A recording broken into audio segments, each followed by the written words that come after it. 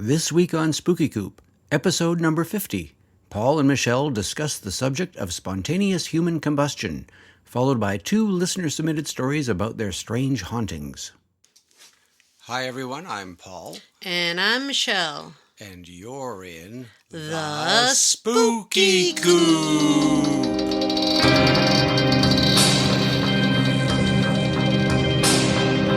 Welcome to the Spooky Coop.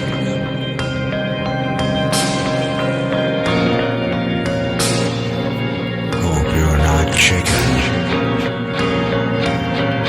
Hello, Michelle. Hey, Paul. How's it going? I'm doing just fantastic, thank you. And everybody, welcome back to the Spooky Coop. I'm Paul. And I'm Michelle. And tonight we're peeling back the layers of one of the most unsettling mysteries in forensic history. Spontaneous human combustion. Come on, baby, light my fire. Uh-huh. It's a phenomena that has haunted police and fire departments and people for centuries. Even Charles Dixon. Dixon. You mean that brother of Charles Dickens? We haven't even gotten through the first few paragraphs, and already I can't speak English again. How will I say it? Even Charles Dickens. He wrote about it in Bleak House. I actually read everything Charles Dickens wrote. You did? Yeah, I sure did. That's because I'm a little bit smart, just a little bit. No, not really. I just had to go to high school at a Catholic school. Anyway, were saying. In Bleak House, Dickens actually wrote about spontaneous human combustion.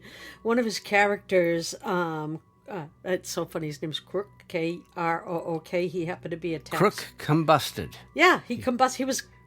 He became combusted crook. Yeah, he was a tax collector, if I remember correctly. Anyway, he combusted, and that was way back when, in a book that called Bleak House. I could go into the story, but I'm not going to. Right. Different story. Did he turn into ashes and eyeballs? No eyeballs. No eyeballs. Everything gone. Yeah.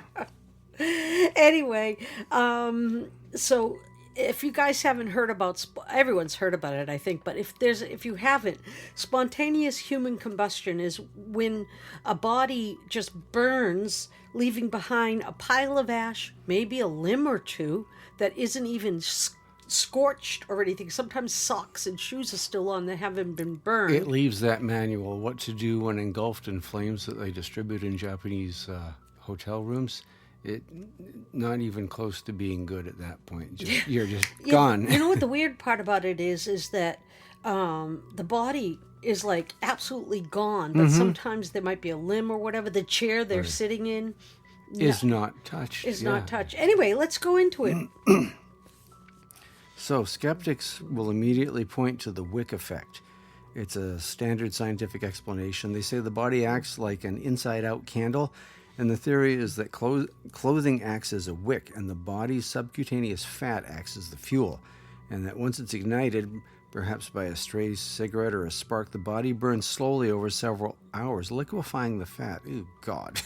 Which keeps the wick burning until the body's destroyed. Hey, what happens if it's like a real thin person?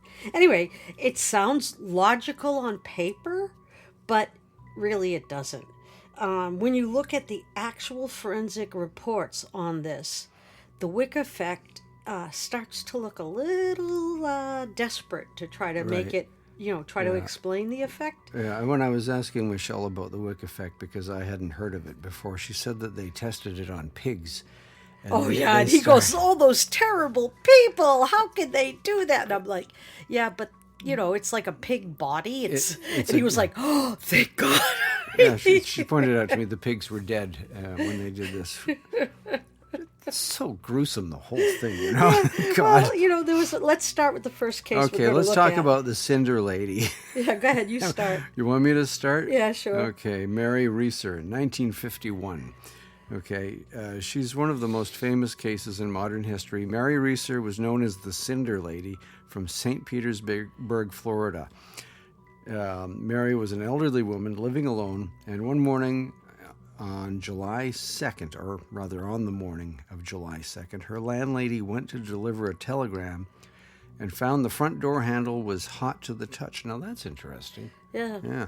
When police finally entered, they found a scene that defies physics.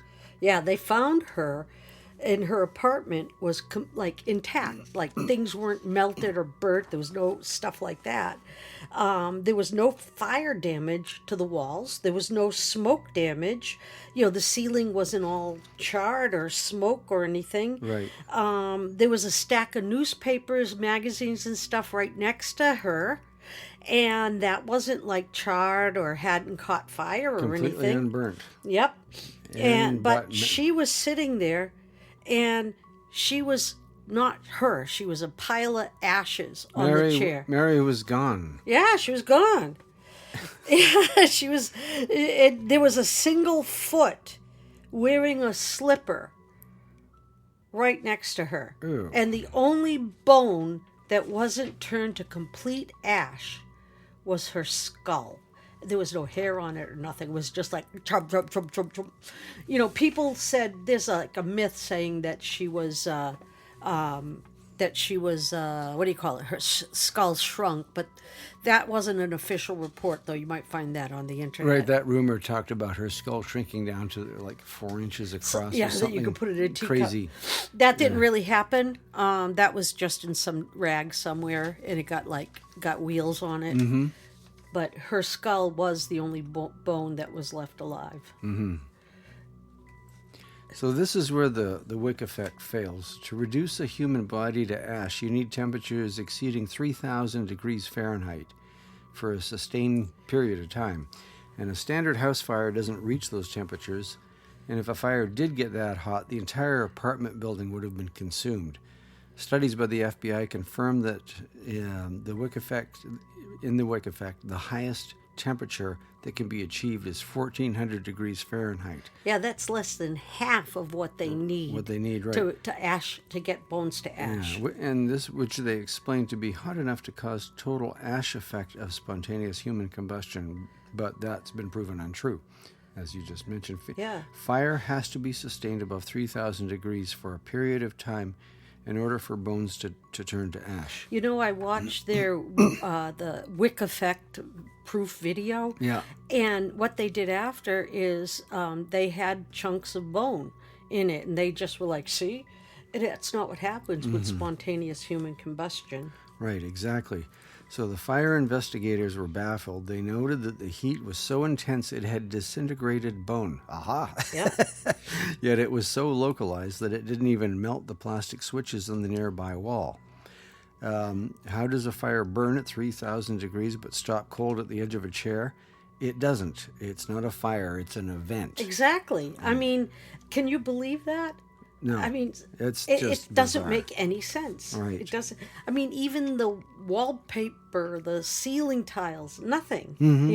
Right. If you fast forward to 2010, okay, in Gateway, Ireland, there's a case. Galway, I think it is. Not Galway? Galway. Got it. Sorry, anybody? Or if you were there, you might say Galloway. Yeah, sorry, I Galway, don't speak Ireland. Irish. Sorry about that. My Irish accent sucks. I am not mocking you folks. I apologize.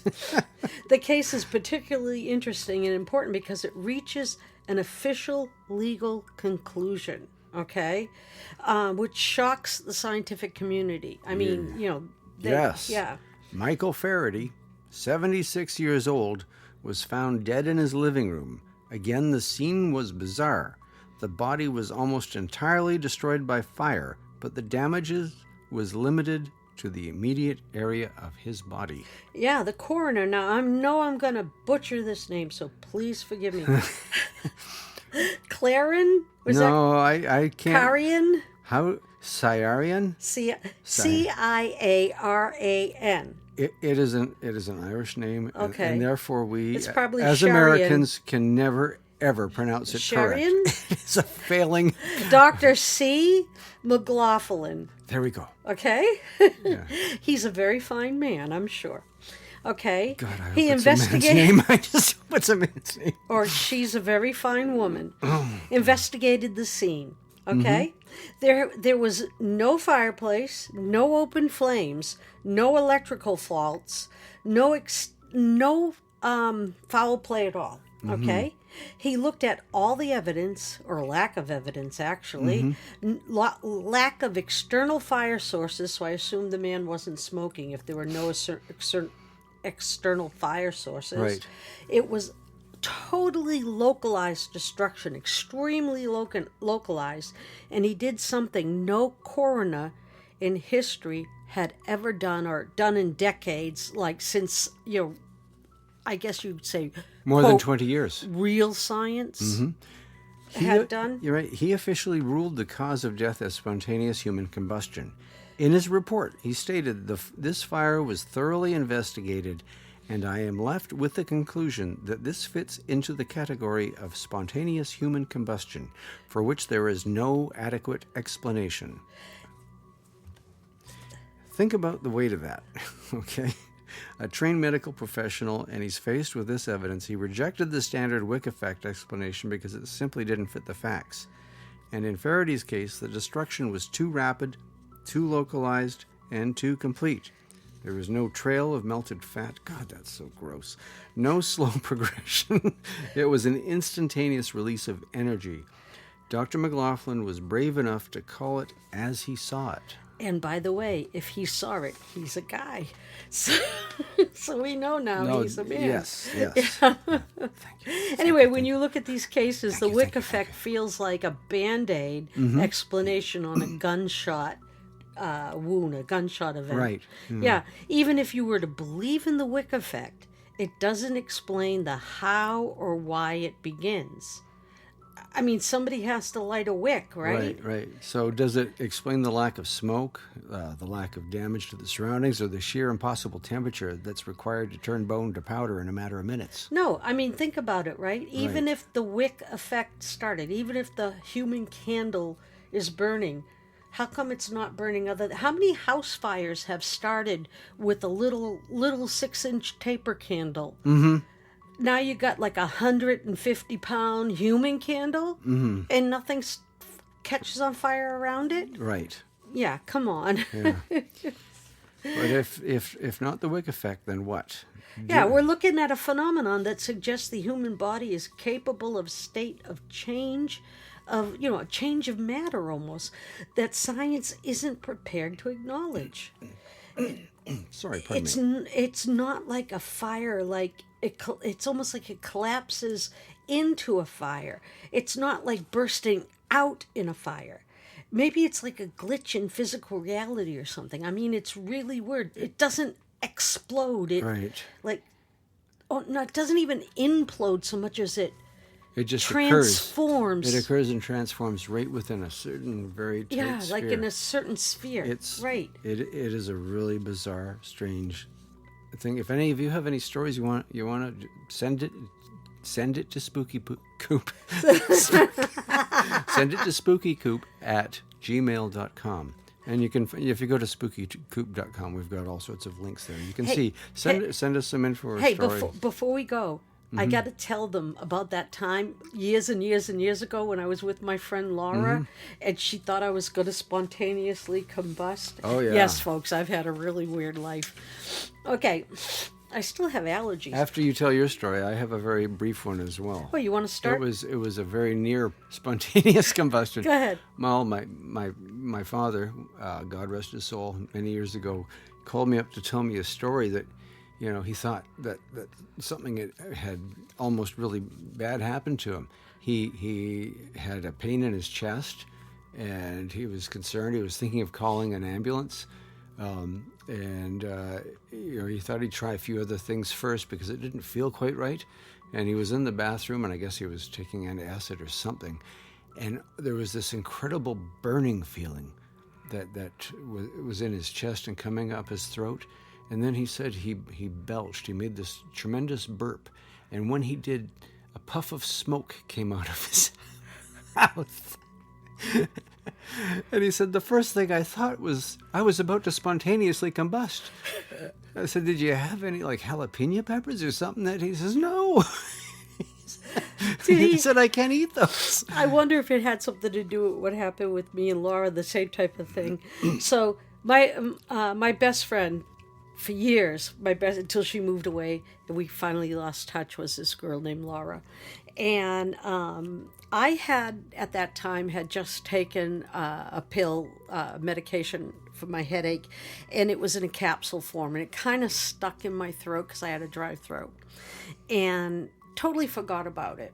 And she was, at the time, watching a lot of movies and stuff. This is before the internet. Yeah, I'm that old. And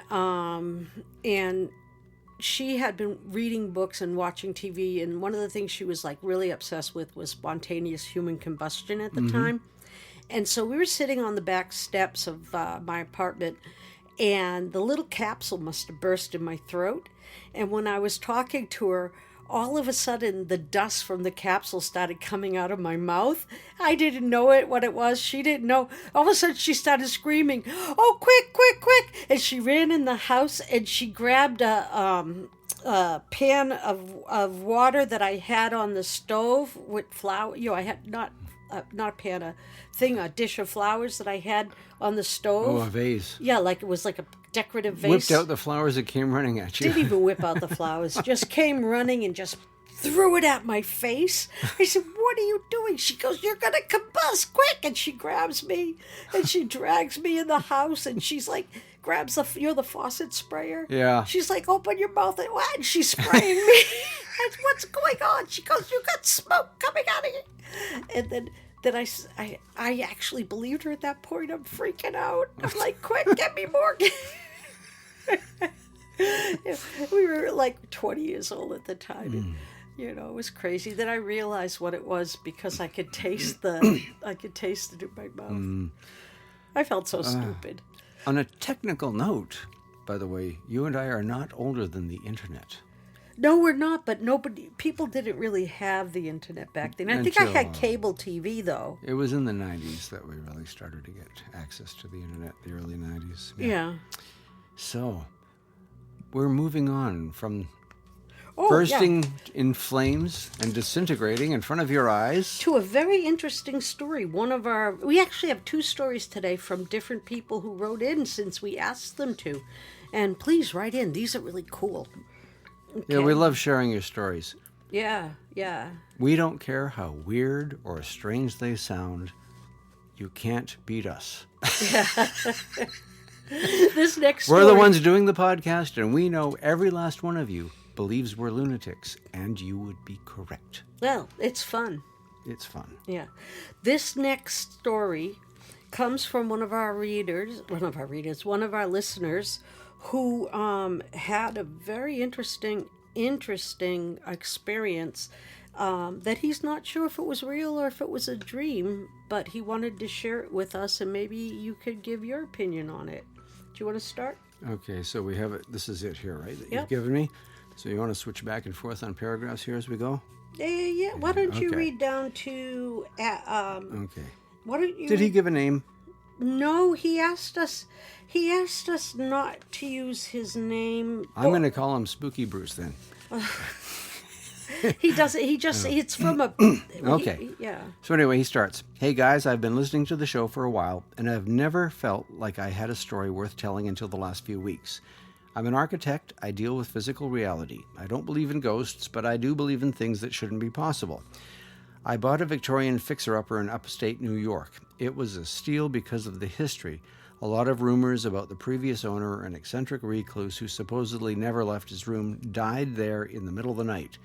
Spirit walking there forever and ever, etc., etc. This is how he wrote this. Yeah. During the renovation, I was pulling up the floorboards in the attic to run some new wiring. I had the floor plan taped to the wall, and I knew exactly where the joists were. I measured the exterior of the house and compared it to the interior dimensions. There was a discrepancy. About 8 feet of space was missing. It says, I started tapping on the wall behind his handwritings. Okay, I'm not going to discourage anyone because of their handwriting. Okay, but his handwriting. Okay, he says, I started tapping behind the wall, behind the chimney breast. Yeah, the chimney breast is the part of the wall that sits beside and holds up the flue of the chimney. Yeah, I thought originally it was something you put barbecue sauce on. It sounded hollow. I pulled the lathe and plaster down, expecting to find a crawl space or dead air gap. Actually, I have to say it's better than my handwriting. I found a door, not a small access panel, but a full-size door with no handle. When I pried it open, I didn't find dust or insulation. I found a room. It was perfectly furnished, a desk, a chair, a lamp. Everything was covered in a layer of fine gray sand, not dust, sand. And it was... Very odd. Yeah, it was geometrical. Geometrical. I think what he said here is it's geometrically wrong. Okay. And the geometry, it was ... It was wrong. Yeah, okay, the handwriting's a little...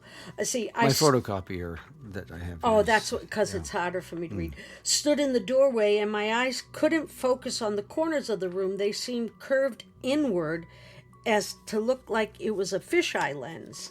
I'm really sorry, the guy or girl who wrote this. Anyway, I stepped inside, and the air temperature dropped so fast my breath turned to mist like in the movies. I looked at the desk. There was a journal open. It freaked me out that the ink was still wet. That would have freaked me out. Okay? Yeah. I looked at the date. It was today's date. I figured I had an intruder and turned to hunt for them. That's disturbing. Yeah. Yeah. That would have freaked me out too. But the door was gone. Holy crap. Just a solid wall of brick. Now that's... Yeah, okay. I won't say anything. I spent what felt like hours screaming and pounding on the walls, but the sound didn't travel. It was like being inside a vacuum. I know it sounds like I lost my mind. So it continues here. I don't know how I got out. I blacked out or fell asleep on the sandy floor. The next thing I knew, I was waking up in my bedroom, covered in that gray sand. Strange dream. Yeah. I went back to the attic door by the chimney, and it was solid brick now. Nightmare. Yeah, who knows? I've had 3 contractors look at it, and they all swear that it's solid brick and there's nothing behind it but the chimney flue. But once in a while, I hear the sound of sand being poured onto a wooden floor. I get all the logical explanations. Maybe I was dreaming, having a nightmare. Maybe the weed I smoked was too good. He shouldn't have been having a nightmare. But I still can't shake the feeling. And every time I pay my mortgage, I wonder if I should just sell the house and move. Don't do it, Spooky Bruce. Keep that house. Get video.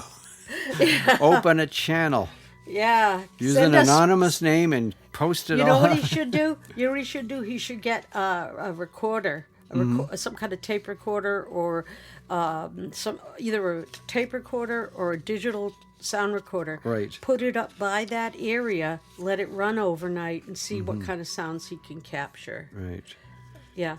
Okay, we have one more entry. Somebody, person who called himself Mark, who said that's not his real name because he is a middle school teacher, and he doesn't want to. What do you got?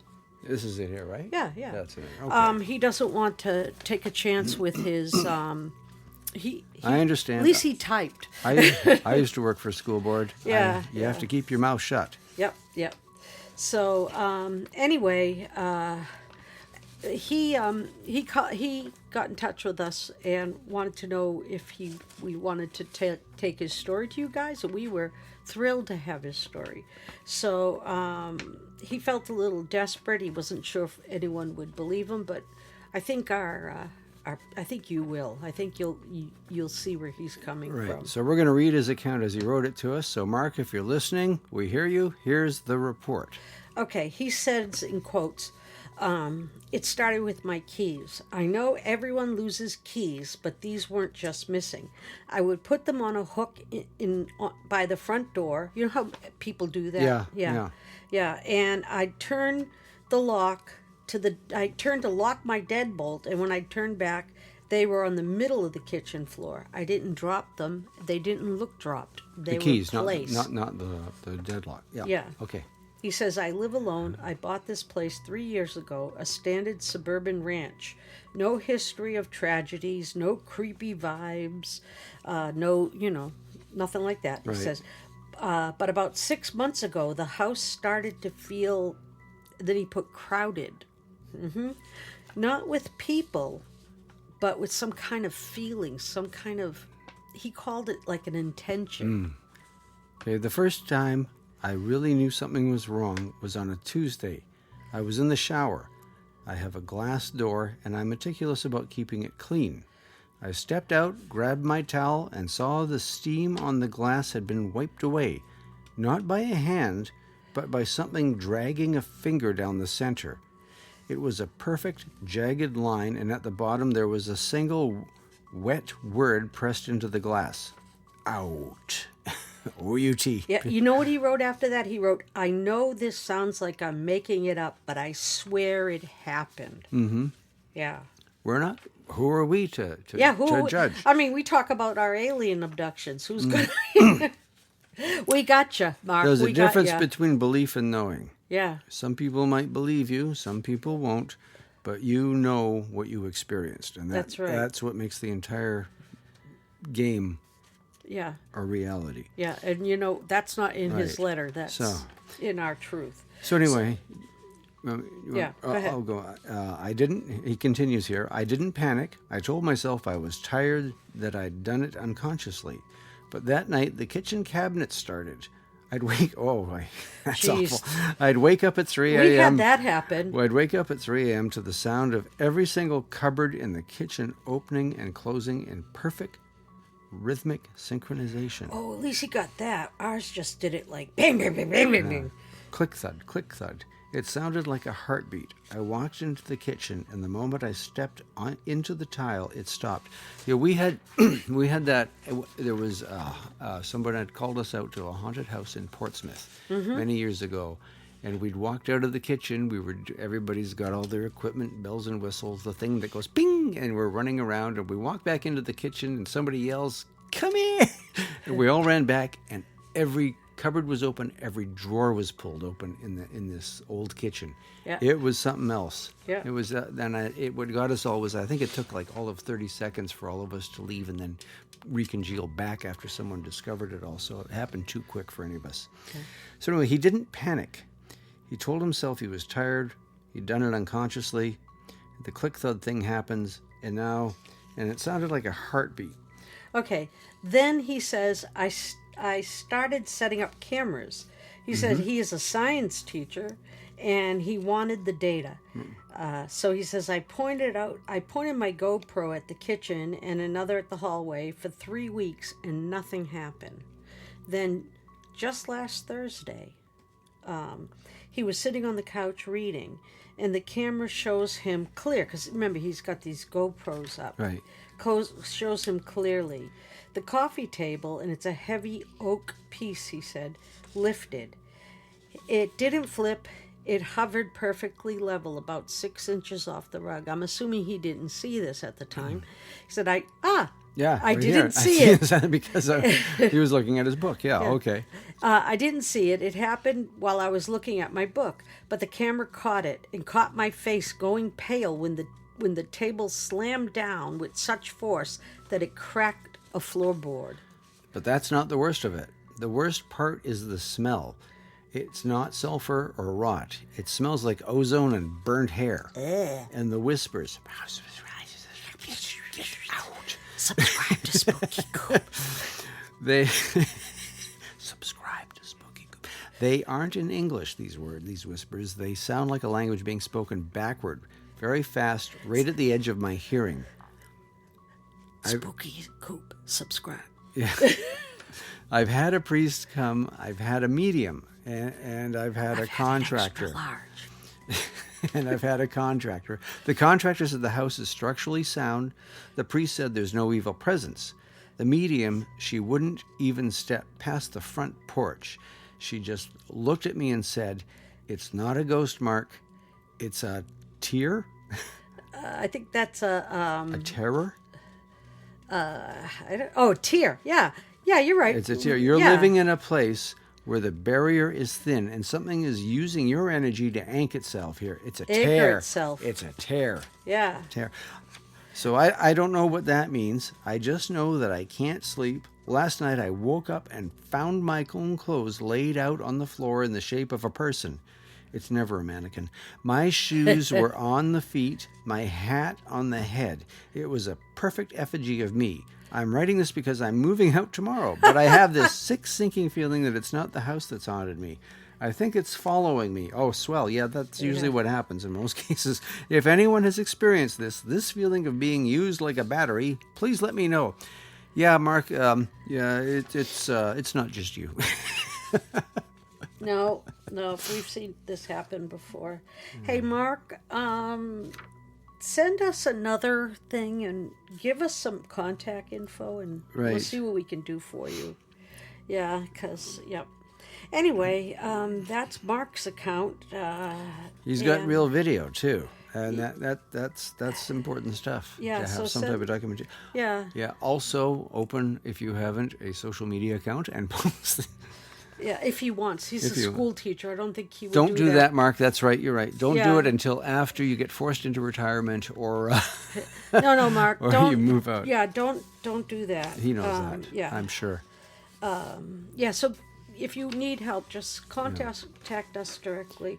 You know what?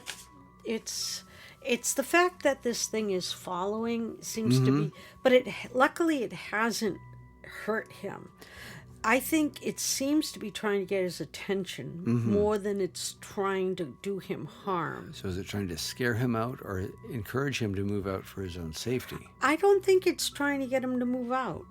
So why did it write out on the shower? Maybe it wanted him out of the shower. So Maybe he didn't slip and hurt his head? Or he's getting wrinkled? No, I don't know, because he had a long period of quiet in between that. I don't know. Maybe he picked up something along the way, antique store. That could be. He could have brought an object into the house that he needs Something to get changed. out. He passed by. There was some event somewhere. Or maybe just a ghost that he had the right energy, the right frequency, and the ghost latched onto him and said, here we go. Or something wants his help to get out. Right. Yeah. You see, a lot of times people will see something like out or go away, and they'll say, oh, it wants me to get out, it wants me to go away. And what it really is saying is that there's something stuck there that wants to get out. Yeah, the misinterpretation of what they're doing. Yeah. There was one woman we talked to a long time ago. She had her mother, after she had a rough relationship with her mother. Her sister and her mother got along quite well. But she said the water kept... After her mother passed, the water just kept turning on its own, and weird things like that, and lights going on and off, and she was interpreting it as her mother just being furious with her and just haunting her, And we looked at it. We said, that's not the way things go with something like this. And when we looked at it further, and you saw that her mother was trying, with the water thing, was trying to say it's all water under the bridge. And this was one of the things that some image that she could try and give her. I think it gave her some relief when she started to understand. And then once she talked to her mother and said, thank you, it's all water, it stopped. Yeah. So... what an active... Well, like that time your mother trapped me, after your mother passed away, she trapped me in the elevator. Yes, you and she had a tumultuous love-hate relationship over a period of time. All the time. I took away her baby to another country. And then she trapped you in an elevator. And after she died. And then the elevator wouldn't work. You were in there with... Not even the alarm. You were in there with Austin, your service dog, and you yelled at her, Pat, for God's sake, let me out of this elevator. And you said you heard in your head laughing. Yeah. And then the elevator started to move. It jiggled, and then it started to move. I was in that and elevator you asked them for afterwards, 10 minutes. You asked them afterwards, has anybody reported a problem with the elevator? Nope. Never. No problems here. Cows turn themselves inside out every day. Elevators freeze on their own, and haunted mother-in-laws come back to haunt you more. Yep. She just wanted me to acknowledge that she had some kind of weird control over me. Not anymore. Nope, not anymore. So that has been a very active session today. We've covered. Nice. It was a It's nice and it's fun. It wasn't too heavy. Nice podcast. Yes, we talked about oozing, burning fat from people. We went on to talk about hauntings and ghosts. Everybody's a Wagyu steak. From spontaneous combustion to 2 different types of hauntings. If any of you have any stories, we'd love to hear them. Please send it to, and this is quote unquote, send it to spookycoop@gmail.com. We'd love to hear your stories. You can sign it anonymously or give yourself a different name or give us your real name. It's all good. Even if you give us your real name, if you don't want anyone to know it, we'll be careful. We'll abide by your privacy. We'll respect your privacy. And I guess... And if you have any ideas for a future podcast, that's great. Let us know. Yes, if you come across something, let us know. We'll look into it. Mm-hmm. And we'll include it in a future podcast. Yep. So everybody, stay safe, be good, take care of one another, and be good to each other. Mm-hmm. Until next time, when we see you in the Spooky Coop.